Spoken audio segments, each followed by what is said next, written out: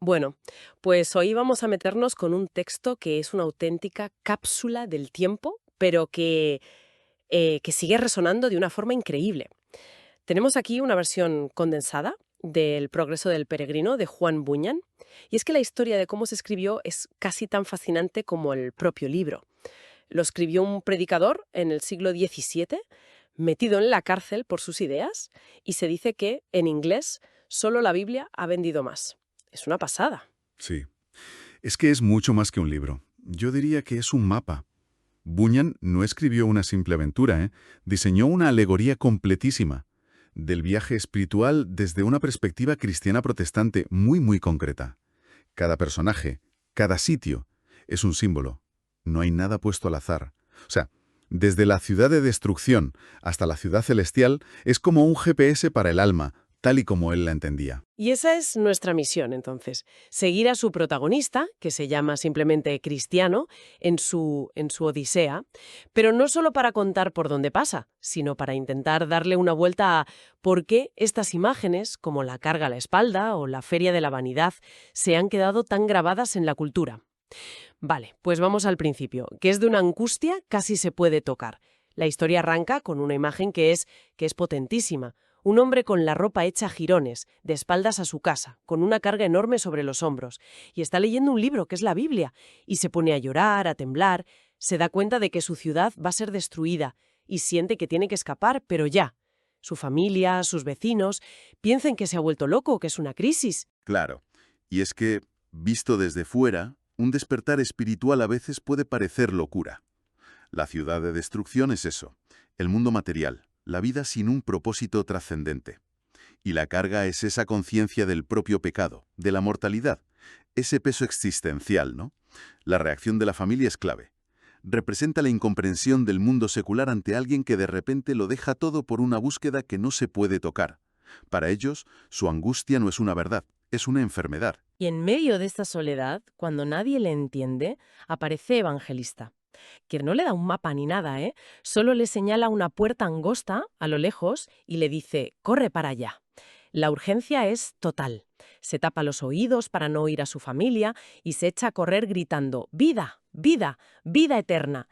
Y casi al momento, dos vecinos, Obstinado y Flexible, salen detrás de él.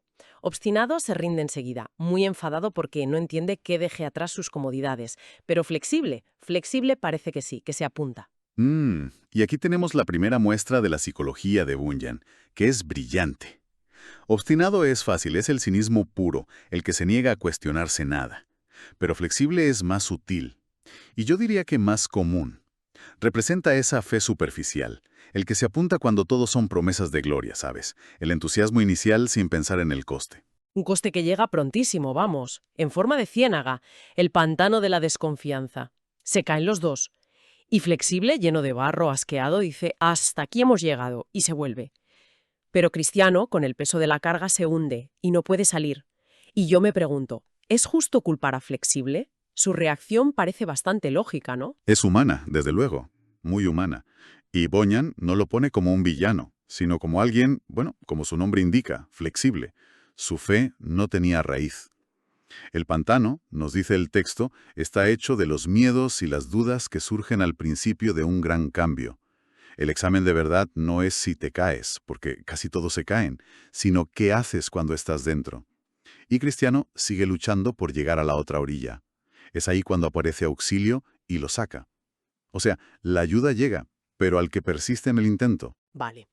Sale del pantano y, en vez de encontrar algo más fácil, se topa con un tipo muy persuasivo, el señor Saber Mundano.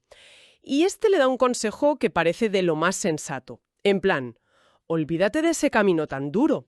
Vete al pueblo de moralidad, busca al señor legalidad y él te quita la carga sin tanto lío. La tentación del atajo. Y es una de las alegorías teológicas más importantes del libro, sin duda. Saber mundano es la sabiduría del mundo, la lógica del sentido común. Su solución es la religión de las obras. Sé bueno, cumple las reglas, la legalidad y te salvas a ti mismo. Suena bien, ¿verdad? Suena muy razonable, ¿sí? Pues para Bunyan es una trampa mortal. Ese camino lleva a Cristiano al pie del monte Sinaí, el lugar de la ley del Antiguo Testamento. Un monte que echa fuego y amenaza con aplastarle. Pero, ¿por qué esa imagen tan violenta? Porque en la teología de Bunyan, la ley no te puede salvar. Solo puede enseñarte lo imperfecto que eres y por lo tanto condenarte. Lejos de quitarle la carga, el monte hace que la sienta todavía más pesada, más aterradora. Y tiene que aparecer otra vez Evangelista para rescatarlo de ese desvío y ponerlo de nuevo en el camino a la puerta angosta. La lección es clara. No te salvas por tu esfuerzo moral. Así que Cristiano vuelve al camino, imagino que bastante avergonzado, llega por fin a la puerta angosta, le recibe buena voluntad y lo manda a la casa del intérprete, que es como un museo de lecciones espirituales. Exacto, es una parada de instrucción. Antes del momento clave, Cristiano tiene que entender bien la naturaleza del camino que ha elegido. El intérprete le enseña escenas simbólicas, por ejemplo, una habitación llena de polvo, el corazón humano. Si intentas barrerlo, que sería la ley, solo levantas más suciedad. Pero si lo rocías con agua, el evangelio se puede limpiar.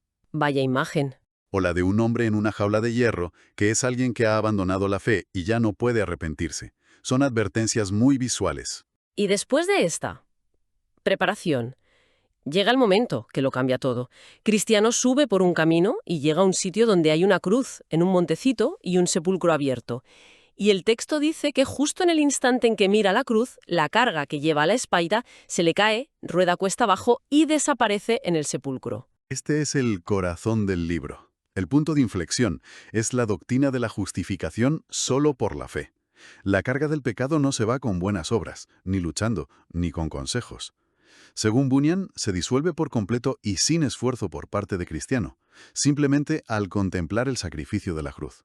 Es un acto de gracia. Y justo después, 3 seres resplandecientes le dan ropa nueva, un sello en la frente y un rollo, que es su pasaporte para la ciudad celestial. Ahora sí, está justificado. Cualquiera diría que si ya sin la carga, el resto del viaje sería un paseo.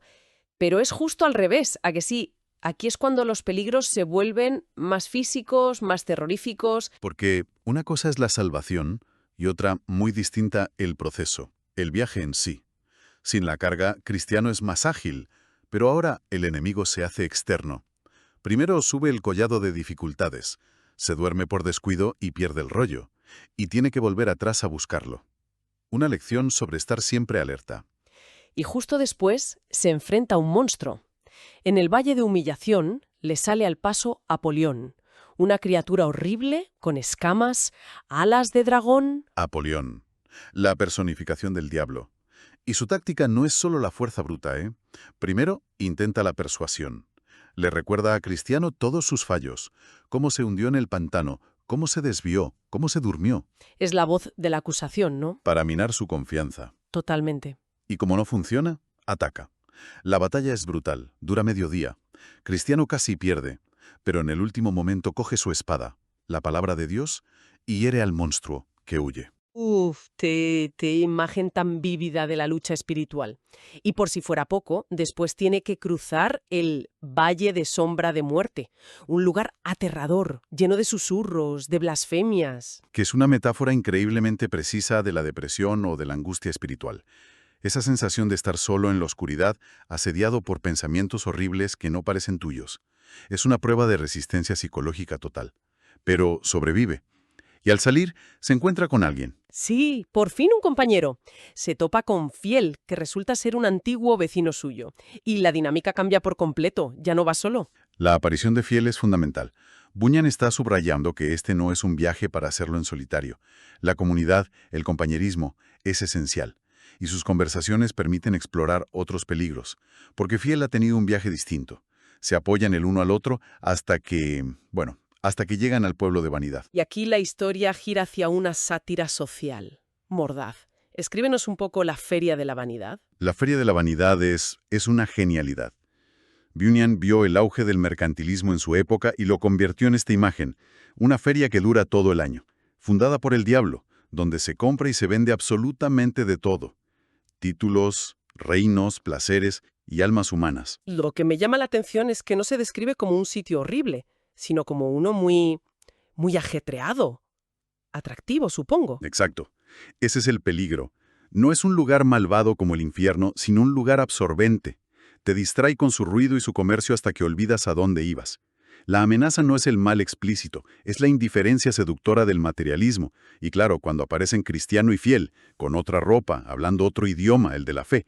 Y cuando les preguntan qué quieren comprar y dicen la verdad, Lían un caos, claro. Los ven como bichos raros, una amenaza al sistema, y los llevan a juicio. un juicio que es una farsa, una sátira brillante. El juez se llama odio a lo bueno. Los testigos son envidia, superstición. Y el jurado está compuesto por ceguera, malicia, crueldad. El veredicto estaba escrito, vamos. Por supuesto. La ejecución de Fiel es durísima, lo torturan, lo queman en la hoguera, pero justo mientras muere, el texto dice que un carro celestial baja y se lo lleva. Su viaje acaba ahí, como un mártir victorioso. Y ese martirio no es un fracaso, es un testimonio tan potente que inspira a un habitante del pueblo, un joven llamado Esperanza, a unirse a Cristiano. Así que, aunque pierde a un amigo, gana a otro. La fe de Fiel ha generado nueva fe. El viaje sigue. La nueva pareja, Cristiano y Esperanza, siguen, pero cometen un error.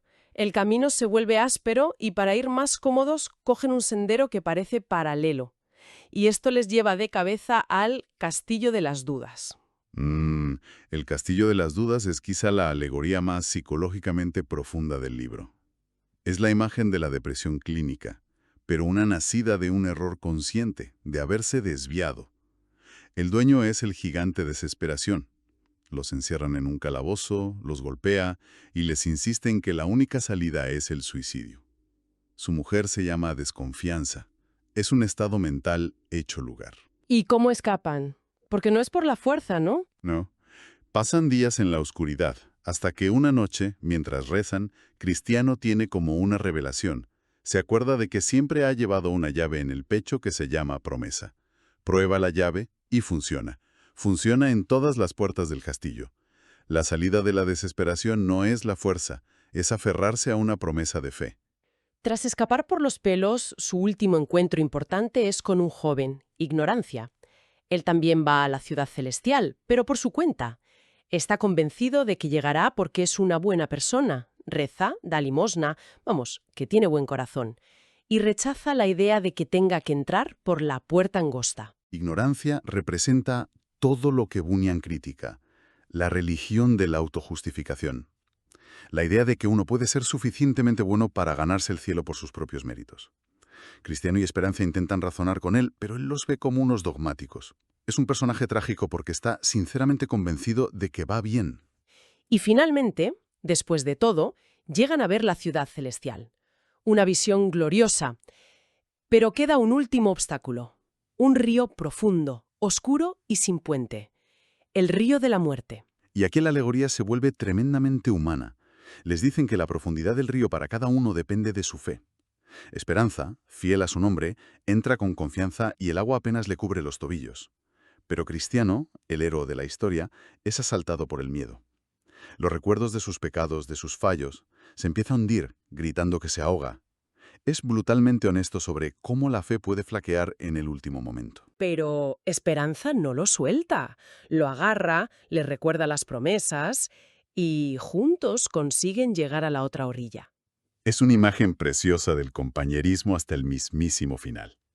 Al otro lado, los seres resplandecientes los reciben, les dan túnicas de oro y entran por las puertas de perlas de la ciudad. Es la apoteosis, la llegada. Un final feliz. Pero la historia no acaba ahí. Hay un epílogo que es, sinceramente, escalofriante. Es que es crucial. El narrador ve cómo Ignorancia llega al río. A él no le cuesta nada cruzar, un barquero llamado Van Esperanza lo pasa en un momento. Llega a las puertas de la ciudad celestial y llama, muy seguro de sí mismo.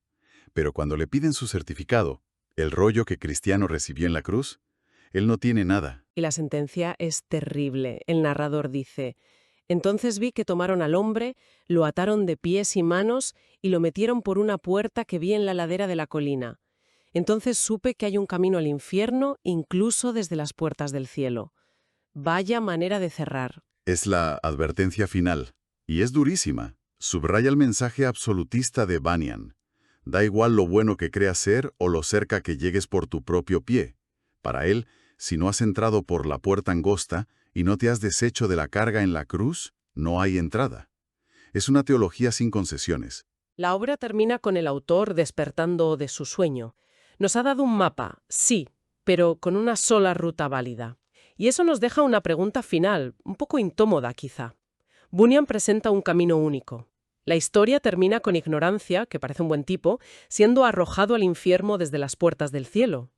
La reflexión que nos queda no es solo quiénes son los obstinados o los fieles en mi vida, sino ¿qué hacemos hoy con una visión del mundo tan absolutista en una era que valora tanto la pluralidad de caminos? Es algo en lo que pensar. Las reseñas están disponibles en los sitios web vicemisionera.net.pe y resenasdelibroscristianos.webnot.pe. Escuche y solicite reseñas de otros libros en nuestro sitio web.